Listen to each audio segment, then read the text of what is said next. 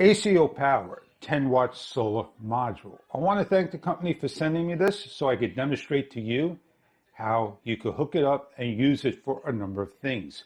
I'm going out to the car. My car battery is dead, and I'm going to give this thing a charge through this module. But let me tell you, you're going to need a couple of extra things as you're going to shop around for them.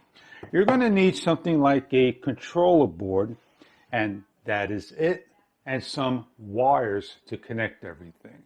Let's go outside and show you how this thing works. Ever get to your car and you start it up and you hear this?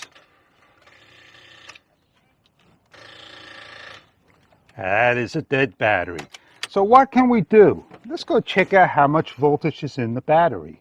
We read across the battery at 11.35. I'm going to need something to boost my battery, but I want something a little bit more long term. So what am I going to use? I could go grab a battery booster from a friend and use it, but I don't want to bother them all the time. The sun hits the back of my car and goes this way throughout the day. I have this panel, and this is an awesome panel. It's got 4 small panels in one. On the back of the unit, it has a module that has the actual fuse in there and a lead. Your panel, I am going to simply just put something over it for now, and I have it hooked up to a controller. These are the leads. They're marked positive and negative, and they go into a controller. That is a must for the panel, unless you're running something's 24 volts. You hit the positive and the negative. You can see I got about 14 volts.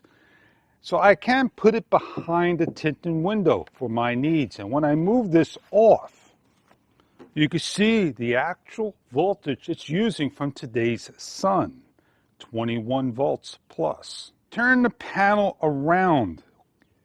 It shows 2 volts. It still gets something, and it drops down a little. Now, for my needs, I take leads from the solar panel, the controller, to the front of the car, and I place this right over here. What we're going to be doing now is hooking up the leads on the battery to the controller and see the power go on. Starts to come on. This is the solar panel module. It's charging the battery at 11.6 volts, what we measured just early on. Now, depending on the panel you want, 10 watt, 20 watt, 30 watt, you have to do the math. And this should charge my battery in an hour, a couple of hours, or 2, just to give me enough to start the car. And over the long period of time, this will always be charged. And that is one of the excellent examples of how to use this solar module. We'll come back in a few hours and see this battery charged. Even with tinted windows, it gets enough sun rays. Let's hook up directly to the solar panel. We light up.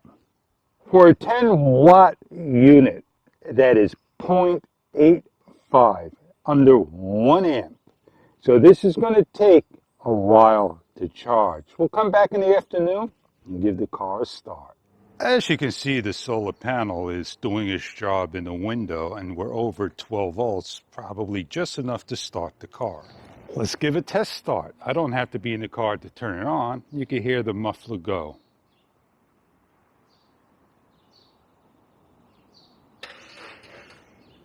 Almost ready to go. So we'll come back in a few hours more.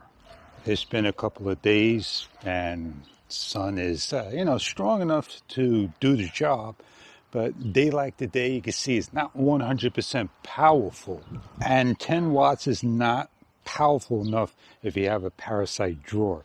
We're going to start the car, and I think it's just going to be enough crank. Give it a shot. And it's just enough.